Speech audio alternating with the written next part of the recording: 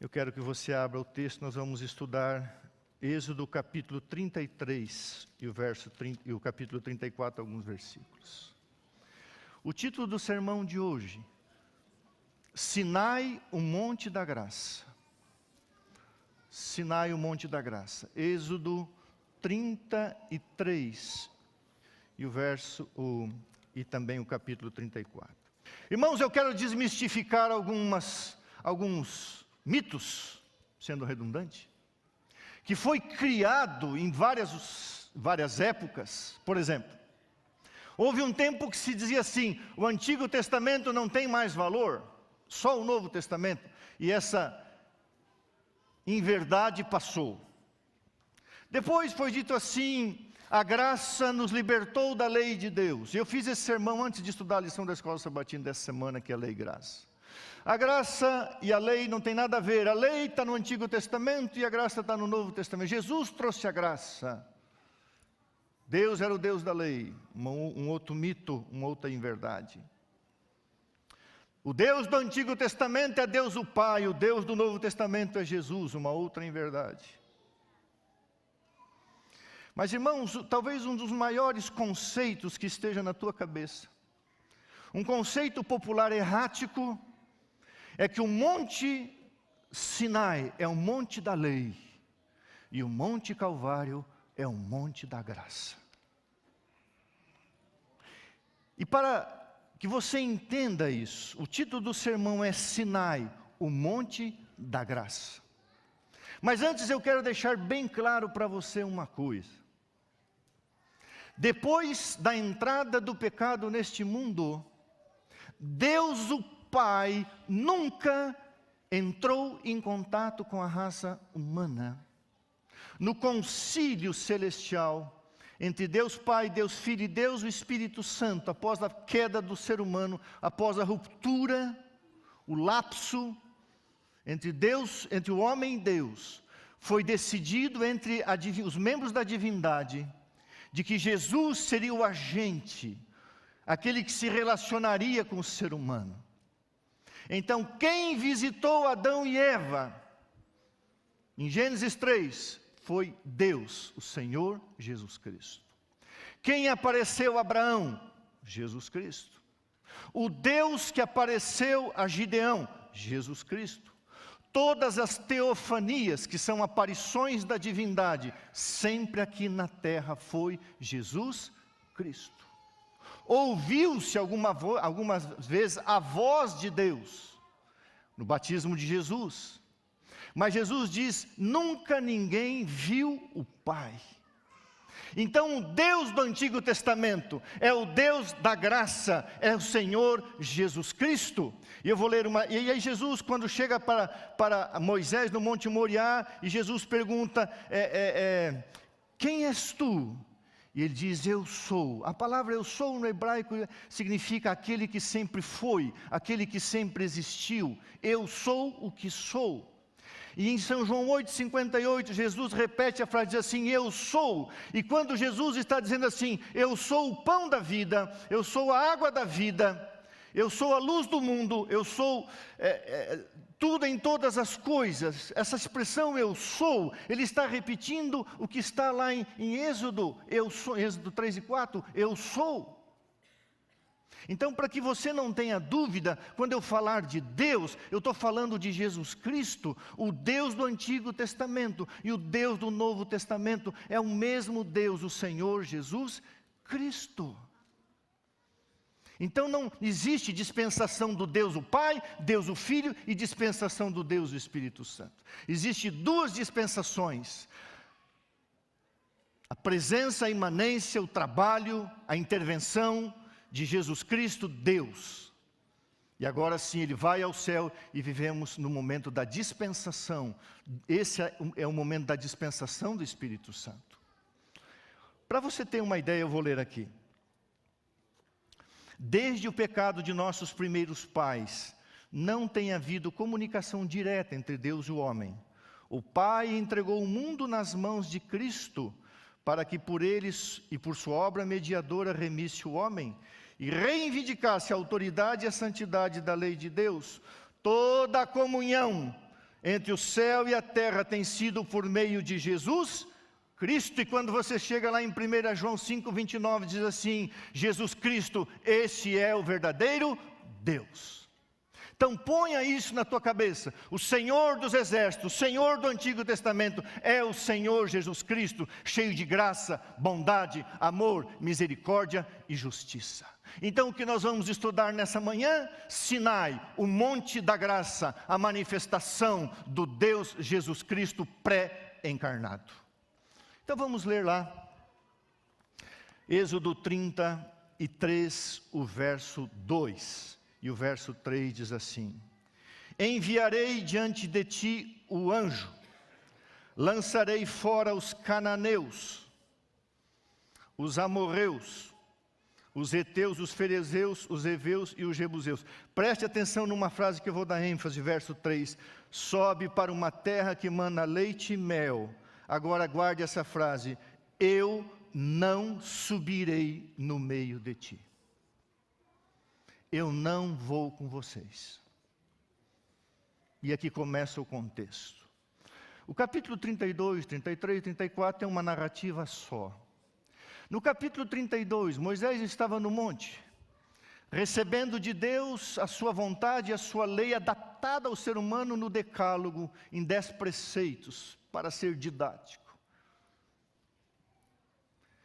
E ali houve então, esse Moisés sumiu, esse Moisés desapareceu e foi feita uma imagem de uma divindade egípcia, um bezerro de ouro.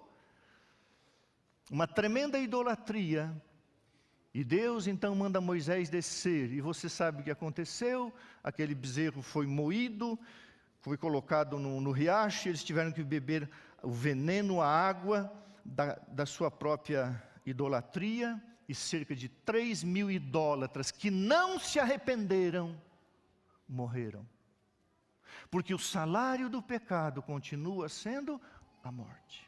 Se você peca e se arrepende, Deus te perdoa. Mas se você peca e não se arrepende, o que Deus pode fazer? Vem a consequência, o pecado, cuja consequência é a morte. Deus estava triste. E Deus disse: Moisés, eu não vou no meio de vocês. Eu vou mandar um anjo na frente de vocês. Vocês podem ir. Vocês rejeitaram a minha presença. Então Moisés intercede pela primeira vez, diz: Deus, não. Vem em nosso meio, vem em nosso meio. E Moisés intercede. Agora Moisés faz um pedido a Deus. Verso 11 do capítulo 33. Falava o Senhor a Moisés face a face, como qualquer fala a seu amigo. Então voltava Moisés para o arraial, porém o moço, Josué, seu servidor, filho de Num, não se apartava da tenda. Então Deus disse assim: Moisés, depois de ele interceder, pega a tenda, a tua tenda, arma fora do arraial. Eu vou conversar com você, com esse povo rebelde, de dura servidão, um povo contradizente, esse povo eu não vou conversar. Foi montada a tenda, chamada Tenda do Encontro. A tenda da congregação, era um sinal de Deus. Todo aquele que havia praticado a idolatria, mas se arrependia, ia até a tenda e recebia o perdão de Deus. Verso 12, disse Moisés ao Senhor: tu me dizes, faze subir este povo, porém não me deste saber a quem has de enviar comigo, contudo disseste, achaste, conheço-te pelo teu nome, e também achaste o quê? Que está escrito na tua Bíblia, achaste? Graça aos meus olhos. Agora, pois, se achei graça aos teus olhos, rogo-te que me faças saber neste momento o teu caminho, para que eu conheça a tua graça. Aliás, para que eu te conheça e ache graça aos teus olhos, e considera que esta nação é teu povo. Respondeu o verso 14, a minha presença irá contigo. Agora Deus então muda de ideia e diz, a minha presença irá contigo e eu te darei descanso. Irmãos queridos, o maior descanso é a presença de Deus. Então disse Moisés, se a tua presença não vai comigo, não nos faça subir deste lugar. Pois como se há de saber que achamos graça aos teus olhos, eu e o teu povo, não é porventura andares conosco, de maneira que eu e o povo somos separados de todo o povo, de todos os povos da terra? Verso 17, disse o Senhor a Moisés, também farei isso que disseste, porque achaste graça aos meus olhos, e eu te conheço pelo teu nome. Então Moisés disse, já que o Senhor vai com a tua presença, eu quero ver a tua glória. Verso 19, Deus responde: farei passar toda a minha bondade diante de ti, e te proclamarei o nome do Senhor. Terei misericórdia de quem eu tiver misericórdia, e me compadecerei de quem eu me compadecer. E acrescentou: não me poderás ver a face, porquanto homem nenhum verá a minha face.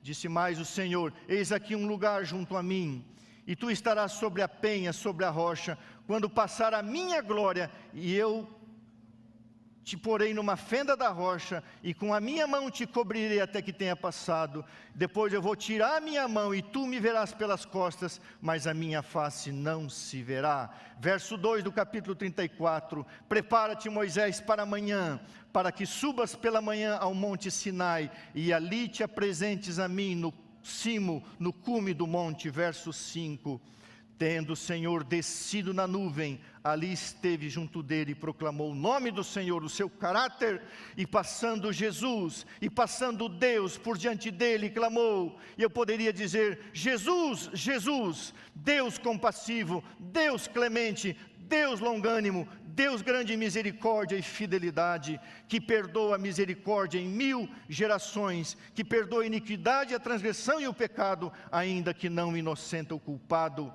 mas também visita o pecado, a iniquidade dos pais nos filhos e nos filhos dos filhos, até a 3ª e 4ª geração. Verso 8 e 9 de Êxodo 34 diz: e imediatamente curvando-se Moisés para a terra, o adorou e disse: Senhor, se agora achei graça aos teus olhos, segue em nosso meio, segue conosco, porque esse povo é de dura servidão, eles são duros de coração.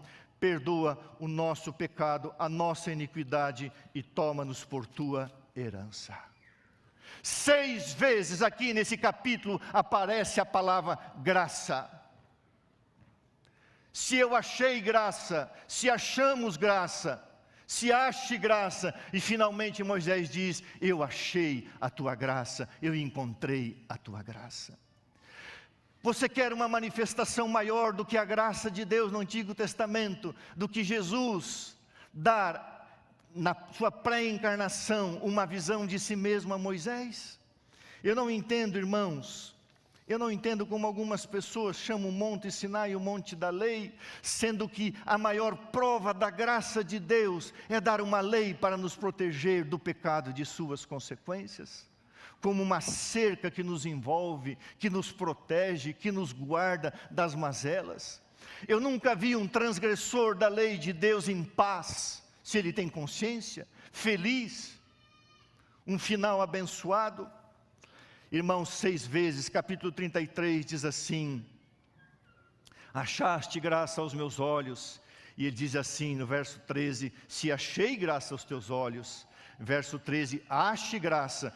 Verso 16, achamos graça. Verso 33, 17, achaste graça. E 34, 9, finalmente ele diz assim: achei a tua graça. O que é graça, irmãos? Graça é estar debaixo do favor de Deus, do cuidado de Deus, das promessas de Deus. É receber aquilo que não fizemos nada, mas precisamos daquilo, do favor de Deus. A maior prova de que o sábado é um sinal da graça de Deus, porque ele foi dado para o homem como um presente, sem o homem ter feito obra alguma. E as pessoas confundem, colocam o Deus do Antigo Testamento como um Deus distante, um Deus severo, um Deus rude. Jesus nunca foi assim. Mas por que, pastor, tanta matança? O juízo no Antigo Testamento era imediato. Deus queria purificar, santificar e separar um povo, e naquele tempo implantar uma nova terra. Quando Jesus tirou Israel do cativeiro egípcio, é para estabelecer na nova Canaã, na terra que mana leite e mel, uma nova terra. As profecias de Isaías 65, 66, que vão se cumprir em nossos dias, era para aquele tempo, mas o povo não quis. Isaías é muito claro. E então, Moisés e o povo de Israel acharam graça, encontraram a graça de Deus. O que eles fizeram, irmãos? Diz para mim, 6 vezes a palavra graça. O que Israel fez? O que Israel fez para merecer saírem do cativeiro egípcio? Qual foi a obra, quais foram as obras, ou qual foi a obra de Israel na travessia do Mar Vermelho? Cavaram alguma coisa? O que fizeram para receber um maná? O que fizeram para que das rochas brotasse água? Onde estão as obras, senão o cuidado, o favor e a proteção de Deus na pessoa de Jesus Cristo? Você quer graça maior do que Jesus caminhar 40 anos, dia e noite, com uma nação rebelde e contradizente como Israel? Nunca, nunca a Bíblia diz, a nuvem se apartou, nem a coluna de fogo de noite, nem a nuvem que os cobria de dia. Ali esteve Jesus, 40 anos caminhando com o seu povo. Isso é graça. Graça é quando você permite Jesus caminhar na tua vida, dentro do teu lar, na tua casa, como nós vimos o exemplo do batismo da família do pastor Tito. Deus é cheio de graça, e quando Deus manifesta a sua graça, Ele manifesta a sua presença, permanente, constante. Ah, irmãos queridos, a noção popular de que o sinal é o monte da lei e da justiça, e o Calvário é o monte da graça, é uma noção equivocada. Deus nunca deixou de derramar graça no coração do homem. Quando Adão e Eva pecam, Jesus, você conhece essa frase, é um chavão, né? Jesus não perguntou o que eles fizeram, perguntou onde eles estavam. Jesus apenas pergunta: o que vocês fizeram? Ah, Senhor, a mulher que tu me deu. Ah, serpente. E Jesus apenas apresenta um cordeiro morto, simbolizando a si mesmo, e derrama graça no coração de Adão e no coração de Eva. E eles viveram uma vida de tristeza, de arrependimento e sofrimento por quase 1000 anos. Mas Adão e Eva estarão no céu, salvos pela graça de Jesus. Então essa bobagem de dizer que o Deus do Antigo Testamento é diferente do Deus do Novo Testamento, não é. Olha a Bíblia que Jesus lia, o Antigo Testamento. A quem se referia Jesus? Ao Antigo Testamento. Então fazer essa dicotomia da palavra de Deus em dois períodos, isso não existe. É um Deus num plano único de redenção, uma única aliança, muitas vezes reformulada. Agora, como Deus revela a sua graça, irmãos? Capítulo 34, verso 5 até o verso 7, leia comigo. Moisés pediu a presença de Deus, e agora ele pede para ver a glória de Deus, que é o seu caráter. E quando Moisés vê a glória de Deus, no verso 5 de Êxodo 34, diz assim: tendo o Senhor descido na nuvem, ali esteve junto dele e proclamou o nome do Senhor. O nome de Deus é o seu caráter. Agora veja, irmãos, essas palavras recheadas de graça. Deus, eu fico imaginando assim, dá uma olhadinha para mim aqui. Deus está pronto, o Cristo pré-encarnado, cheio de glória. Nenhum ser humano podia ver a sua face, ia ser consumido. É glória com natureza pecaminosa. Jesus teve que esconder, teve que velar a sua divindade, ocultar a sua divindade dentro de uma humanidade, para que o homem não fosse fulminado. Então Deus está ali prontinho.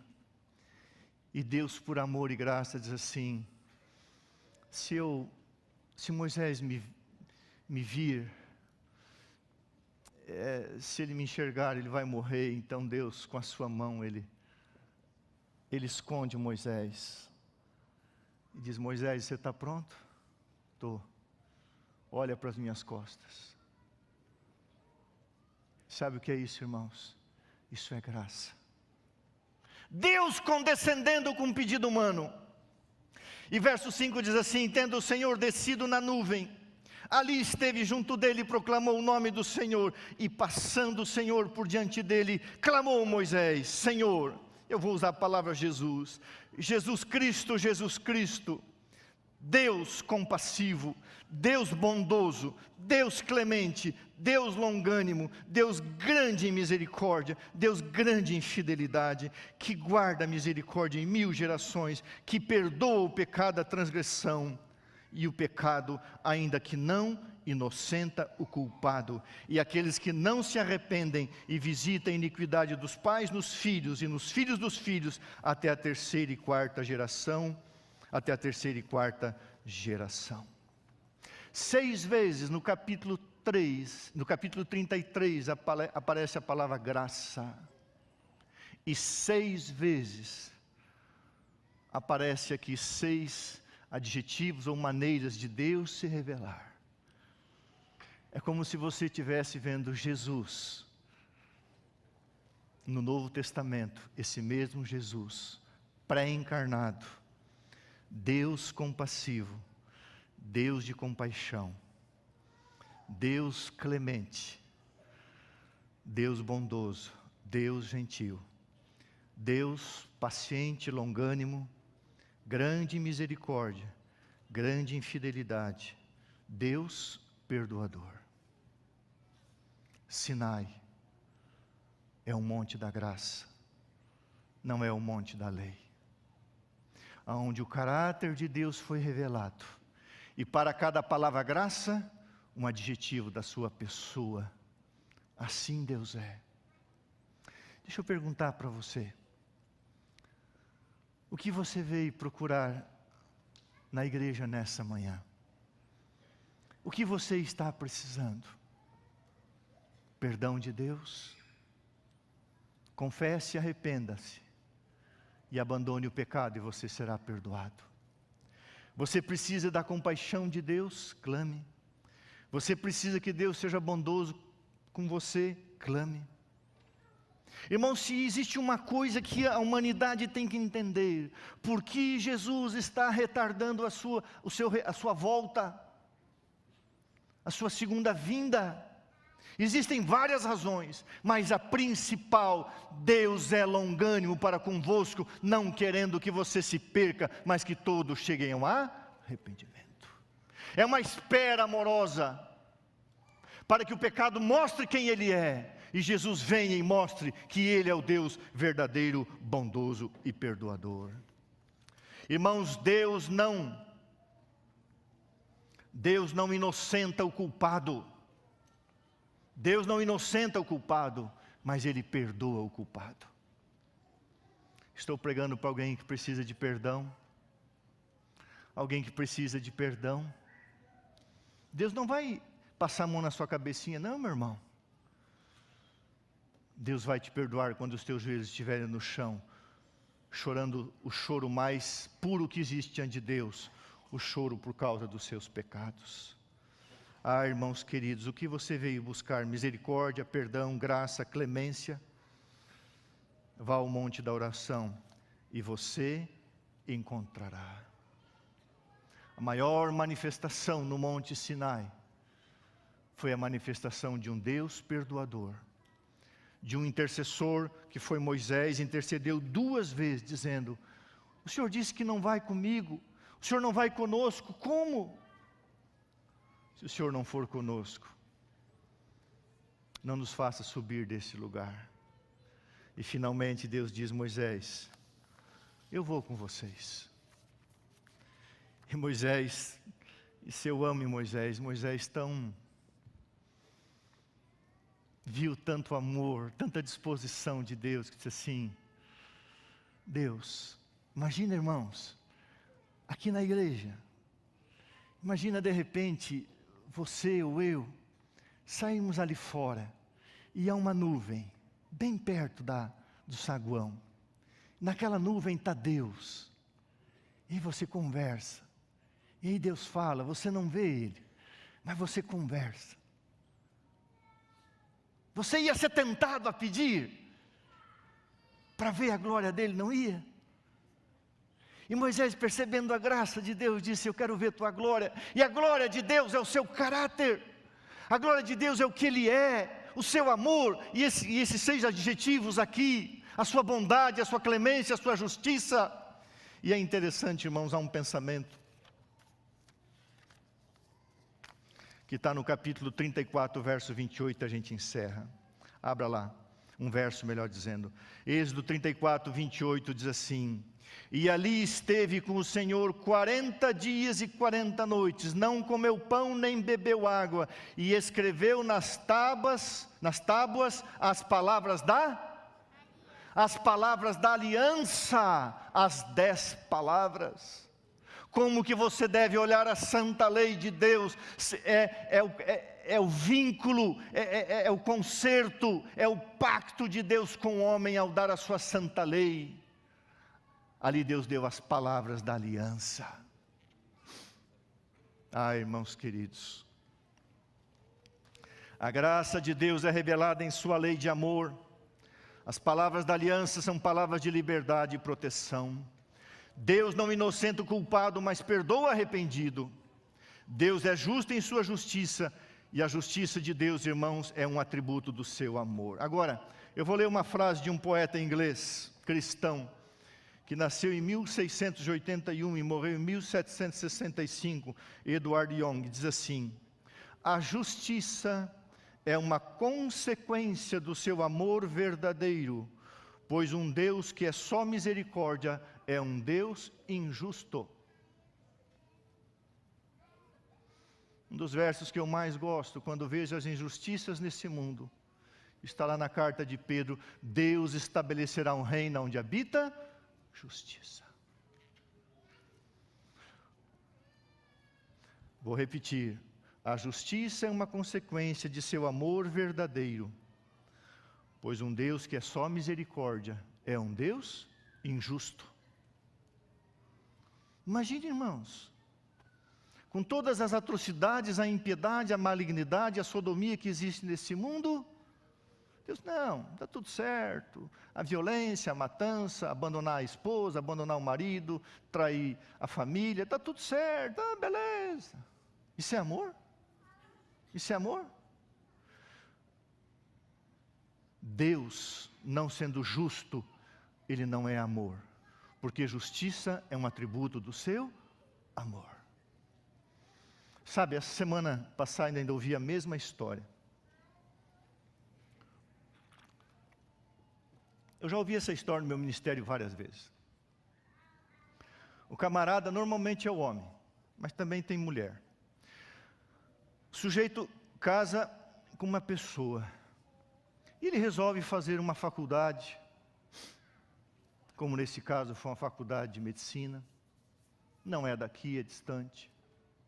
E a mulher rala, prioriza, pagar uma faculdade de medicina, ela vai trabalhar em tudo que pode, ganha um dinheirinho, sofre, eles têm filhos, ela luta, ela trabalha para sustentar o esposo que faz o estudo integral, sustentar a casa, cuidar da casa. Ela tem uma jornada quádrupla, faculdade do marido, os filhos, a casa, ainda o trabalho dela e a sua vida pessoal. Aí o cara se forma, o tempo passa, ele ganha dinheiro, agora é médico. A vida passa, o cara está com 50 e poucos anos, ele só estudou. Quem ralou foi a esposa. Aí chega um momento, ele está aí no hospital, em algum lugar, conhece uma menina. Aí ele se relaciona com a menina. Aí ele olha para a esposa, já está meio acabadinha, que ele acabou com ela.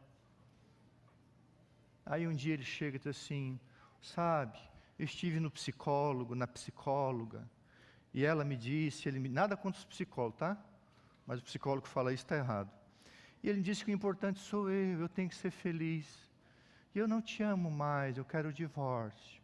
Aquela carinha de gatinho assim. E a mulher pensa em toda a vida de sacrifício. Isso é justo? Isso é justo, irmãos? Hã? Diz para mim. O que você faria se você fosse um juiz e chamasse esse camarada do tribunal? Eu diria para ele assim: você não tem vergonha na cara, não? Seja pelo menos homem. Essa mulher, isso em várias situações. Chega no fim da vida: não te amo mais. Estou apaixonado. O adolescentão com 55 anos. Ai, ter vergonha na cara. E ainda vem para a igreja: pastor, qual é a minha condição? O que eu faço? Estou com um problema. Irmão, você não está com um problema, irmão, você está com um pecado. Você está em pecado. Ah, mas eu quero ficar na igreja. Fica onde você quiser. Agora, Deus vai julgar você, porque o que você fez foi um ato de injustiça. E eu fico indignado com isso. Fico mesmo. Que eu acho uma falta de caráter tremendo. Abandonar o cônjuge quando ela ralou para você ser o que você foi. E vice-versa. Isso eu enfrento casual. Meu ministério inteiro. E quando tenho oportunidade, eu chamo o camarada e falo o que está na Bíblia. Malaquias capítulo 2. Deus odeia o repúdio, Deus odeia o divórcio. Você foi desleal com a mulher da tua mocidade, a mulher que ralou a vida inteira por você ser o que é. Agora você larga ela na sarjeta da vida, com 50 e poucos anos, cansada, machucada, ferida, e agora vai mutilá-la emocionalmente e vai arrumar uma gatinha para você curtir a tua vida. Bacana, né? Deus não fará justiça aos seus escolhidos, irmãos? Coloca o PowerPoint para mim. Deus é amor, e a justiça é um atributo do seu amor poderoso. Há um texto da Bíblia que eu gosto muito, que diz assim: a tua graça é melhor do que a vida. Nesses dias que eu estava descansando,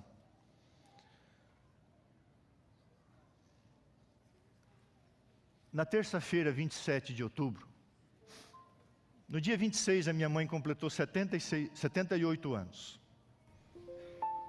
E eu liguei para minha mãe, então eu marquei bem o dia, era segunda-feira, estava nublado onde eu estava, semana toda. Na terça-feira de manhã eu tive um momento de tristeza. Pastor é humano, viu? A vida não é fácil para ninguém. Esse que vos fala aqui é tão carente da graça de Jesus quanto você, se não mais. Eu estava triste por razões que não vem o caso, não tem nada a ver com a minha família. Onde é que está minha esposa? Ô meu amor, quero reafirmar que eu não vou te abandonar e também não me abandona, viu? Um anjo de Deus. Eu estava sozinho, eram 11 horas da manhã, eu tinha terminado um tratamento que eu estava fazendo, sentei nessa cadeira, nublado, muito nublado, e veio um vazio na alma, e eu me perguntei: meu Deus, eu estou estudando a lição, estou lendo o maior discurso de Cristo, estou lendo a revolução do Espírito, estou orando, mas um vazio, uma tristeza, eu tive um pouquinho de estresse, derramei muito cortisol no meu corpo esses dias aí, por circunstâncias de trabalho, mas eu estava mal mesmo, estava triste. Sentei ali e olhei para o céu nublado, e eu falei assim: querido Jesus, eu quero ver a tua face, mas eu não vou usar como Moisés. Está nublado, faz dias que o sol não aparece. Eu quero que o Senhor me mostre o sol na sua força. Me dá esse colo, me dá esse mimo, só mostra para mim o sol.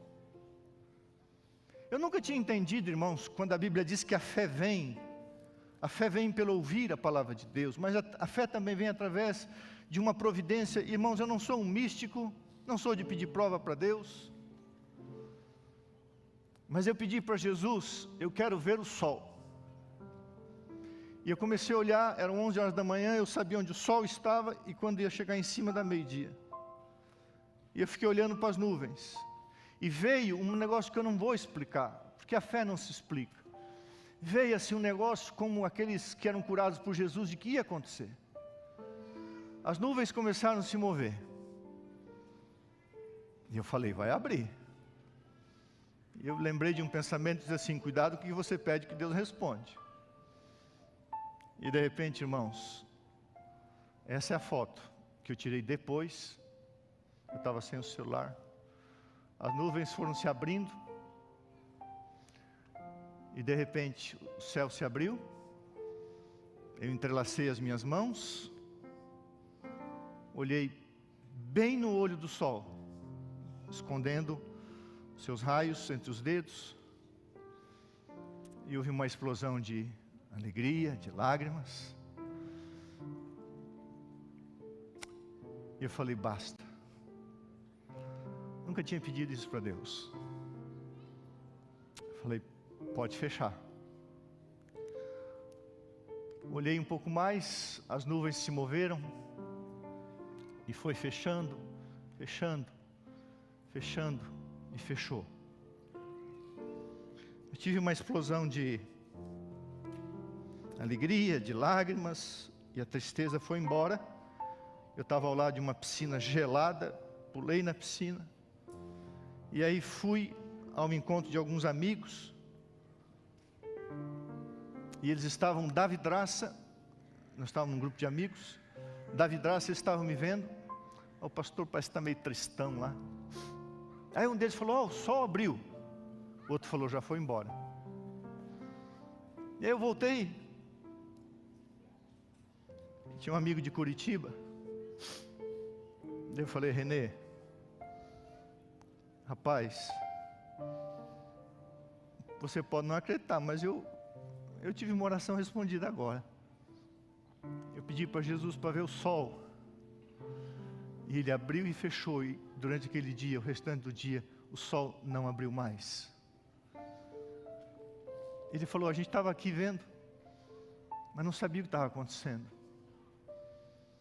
Eu precisava uma manifestação da graça de Deus, e Ele me deu. Porque eu sou melhor que você? Não. Mas se Moisés um dia pediu para ver a face dele, eu só pedi para ver o sol. O sol da justiça é Jesus. Eu não sei o que você está precisando nessa manhã, meu querido irmão, minha querida irmã. Não sei da sua dor, das suas lutas, das suas necessidades, dos seus medos, das suas angústias. Eu não sei. Eu sei, e eu experimento continuamente na minha vida um Deus justo, um Deus fiel, um Deus de amor. Um Deus que apareceu ao homem e à mulher e fez uma aliança, e essa aliança está em pé. Essa aliança Ele nunca quebrou, e em breve Ele voltará para te entregar um novo céu e uma nova terra, onde habita a justiça, e a dor já não mais existirá. Agora, enquanto isso não acontece, você tem uma cadeira para orar, você tem um lugar de oração, você tem um escritório, você tem uma sala, um canto, que aquele canto é teu. Cada vez que eu sento no meu escritório, eu me ajoelho, e quando eu me ajoelho, eu falo, aqui é o meu lugar com Deus, é aqui, a minha cadeira. Mandei colocar capa de couro, que eu gosto de couro, parece que eu estou sentando num boi. Couro puro mesmo, achei couro puro em São Paulo, bota couro aqui, que eu gosto de couro. E ali eu me ajoelho e converso com Deus. Eu não mudei. Lembra da música? Eu ainda sou o mesmo. O mesmo Deus de Gênesis, o mesmo Deus de Êxodo, o mesmo Deus dos Salmos, o mesmo Deus dos profetas maiores e menores, o mesmo Deus dos profetas pré e pós-cativeiro, é o Senhor Jesus Cristo dos Evangelhos, de Atos, das cartas de Paulo, o Cordeiro do Apocalipse, o nosso Rei dos Reis e Senhor dos Senhores.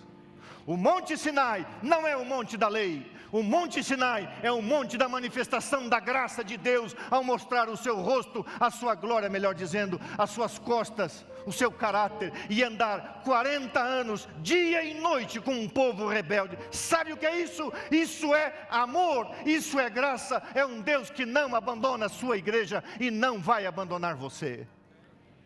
Muitos estão criticando a igreja por A, por B, por C. Deixa criticar.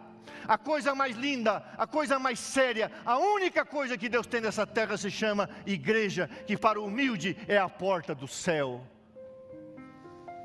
Um dia eu falei uma frase solta, e alguém pegou a minha frase solta e maldosamente usou. Isso não me afeta. A maldade não me afeta. Eu falei na frase assim: eu amo essa igreja, que essa igreja me sustenta. Irmão, se eu for um pastor, se eu ser um pastor motivado pelo salário que cai, eu estou perdido, a minha motivação não é essa. Eu amo essa igreja pelo que ela é de Jesus, e eu amo a Jesus Cristo apesar dos meus erros e defeitos. Quer a igreja me sustente ou não, eu ficarei na igreja até o dia que Jesus voltar, porque eu creio que a igreja será arrebatada e eu estarei junto com ela. Não vim para a igreja por causa de salário. Salário eu tinha forte lá fora, empregos oferecidos aos montes para ganhar muito. Eu era um bom vendedor, fui um excelente comportor, abençoado por Deus. Se eu quisesse ganhar dinheiro, não estava aqui no púlpito, estava fazendo meus negócios aí fora, e não é nada errado. Então não me julgue por uma frase solta. Eu amo a igreja porque ela é de Jesus, e a igreja vai triunfar porque ela pertence ao Senhor, e o Senhor está no meio dela, andando no meio dela, diz Apocalipse 1, há cerca de 2000 anos. Jesus não anda no meio da sua igreja 40 anos como andou com Israel. Jesus está caminhando, diz Apocalipse 1, no meio da sua igreja, e isso faz cerca de 2000 anos. Isso é graça. Então não tem separação entre graça e lei, tudo está debaixo do amor de Deus, na manifestação da sua bondade, misericórdia, compaixão e também da sua justiça. Que Deus abençoe você, que a cada dia a graça e o amor de Jesus visite o seu coração, e que você persevere nesse mundo de tribulações até Jesus voltar em glória e majestade. Quero chamar aqui a Mariana e o Diogo para cantar, e nós vamos orar.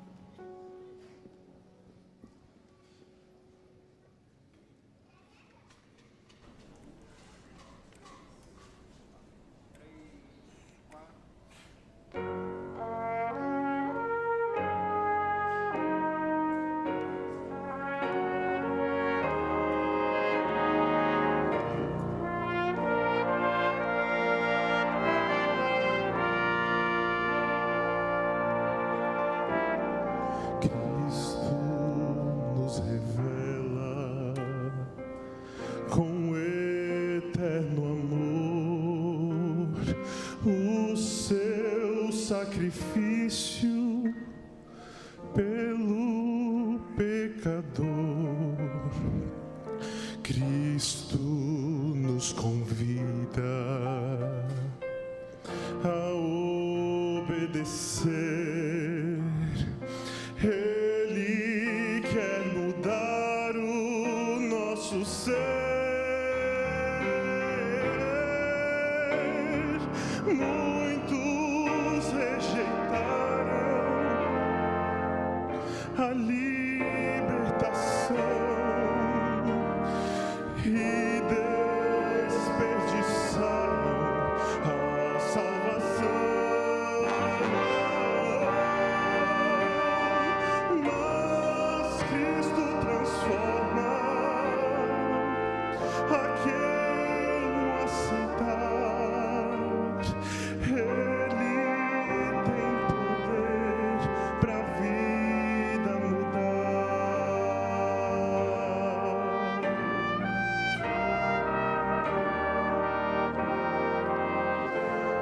Somente pela graça receberás a salvação. Somente pela graça do Senhor, confiando na verdade, viverás na eternidade. Somente pela graça do Senhor.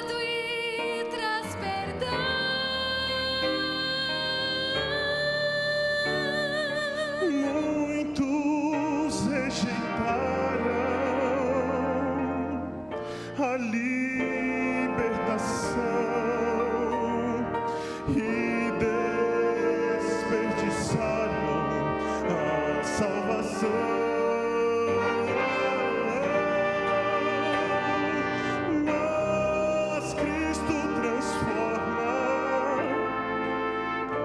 a quem o aceitar. Ele tem poder pra vida mudar.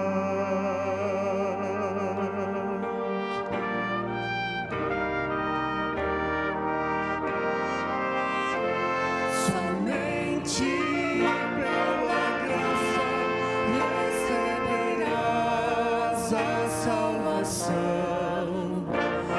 Somente pela graça do Senhor, confiando na verdade, viverás na eternidade. Somente pela graça do Senhor, somente pela graça do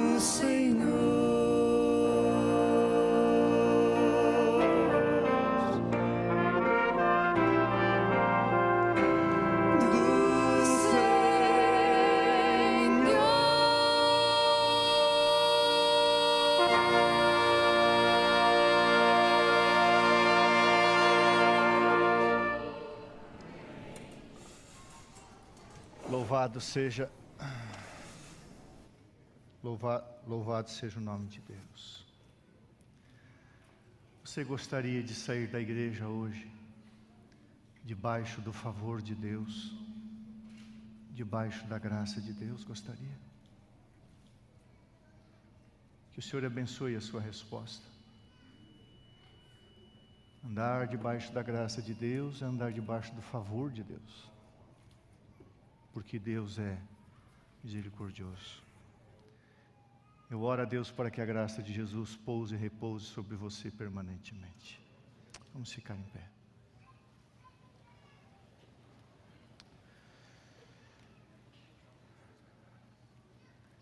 Querido Deus, querido Pai, querido e amado Senhor Jesus Cristo, o Deus da Bíblia, o Deus pré-encarnado no Antigo Testamento e o Deus encarnado no Novo, o prometido no Antigo, revelado, cumprido, a promessa cumprida no Novo. Obrigado, Deus o Pai, por comissionar o seu Filho Jesus Cristo para ser nosso. Eu quero te pedir, em nome de Jesus, que perdoe os nossos pecados como congregação. Que pouse sobre nós a tua mão graciosa, a tua mão clemente, misericordiosa, fiel, a tua mão justa, a tua mão de amor. E que nós perseveremos junto com o teu povo, o teu rebanho, posto que errante e pequeno, mas o Senhor caminha entre nós através do Espírito Santo. Pai, queremos sair daqui debaixo do favor de Deus, animados, animosos, felizes, gratos, esperançosos e alegres, porque como uma doença, existe cura nas mãos de Jesus. Abençoa a nossa igreja, Igreja do NASP São Paulo, os demais queridos amigos e irmãos que assistiram esse culto aonde estiverem, que a mão de Jesus Cristo esteja sobre eles. Senhor, nós não iremos daqui para o céu se Tu não fores conosco. Nós não iremos se Tu não nos conduzires, se Tu não nos levares. O Senhor já mostrou a sua face na pessoa de Jesus Cristo. Não precisamos mais pedir. Olhando para Cristo, vemos Deus. Então nos ajuda a andar com Ele. Obrigado pelo favor imerecido da Tua graça. Nos dê, Pai, o Espírito Santo, nossa grande, urgente, maior necessidade. Batiza-nos com o Espírito Santo. Enche o nosso coração de amor e respeito para com o Senhor, de amor para com o carente, o necessitado, o órfão, a viúva, as crianças pobres, Oh, Deus, derrama amor no nosso coração. Abençoe esse rebanho, Senhor, com a paz. O levantar do teu rosto, pousa sobre o teu povo com a luz do céu e conduz o teu rebanho à escola sabatina, aonde forem, em nome de Jesus. Amém.